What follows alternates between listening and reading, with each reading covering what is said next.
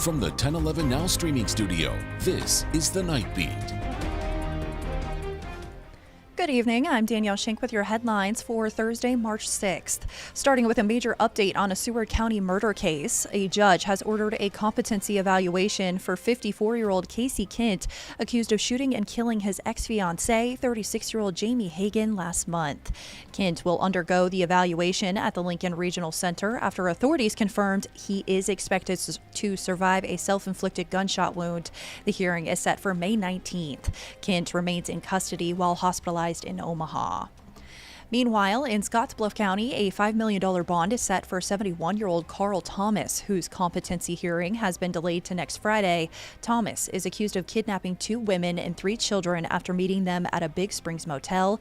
He allegedly showed them inappropriate photos and burned one woman before the victim signaled for help near Oshkosh. Thomas faces 16 charges, including kidnapping and assault. In national news with local impact, President Donald Trump has signed an executive order suspending certain tariffs on Mexican and Canadian goods. The order delays tariffs until April 2nd on items covered by the U.S.-Mexico-Canada trade agreement. About 50% of imports from Mexico and 36% from Canada are included, particularly auto-related goods. However, a 10% tariff on Canadian energy remains.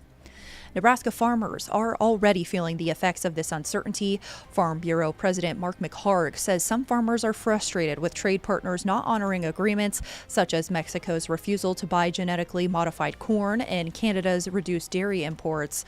While some view temporary tariffs as a bargaining tool, last year's decline in farm income has many concerned that a prolonged trade war could further hurt agricultural sales. After this week, we are definitely in a loss situation relative to certainly your row crops and soybeans. We were just kind of at a break even after the market disruptions this week, but it's Thursday. Who knows what could happen tomorrow.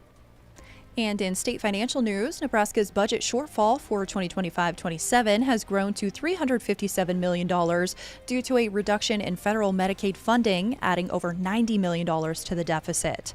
The Nebraska Examiner reports the original $432 million shortfall had been reduced to $267 million through increased tax revenue and extra funds.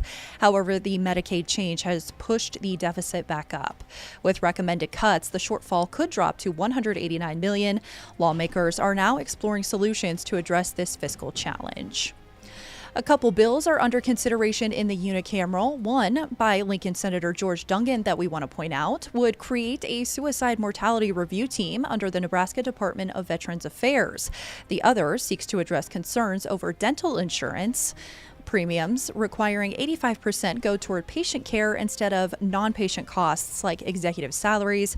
Both bills must pass through committees before reaching the floor.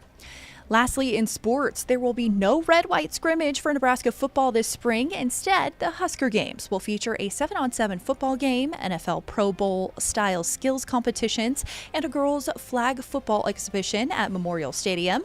Nebraska volleyball will also face Kansas at Devaney, and the soccer team will play Wyoming at Hibner. It's shaping up to be a fun mix of sports on April 26th.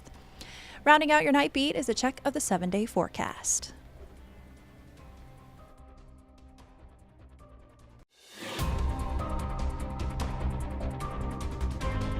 You've been listening to The Night Beat.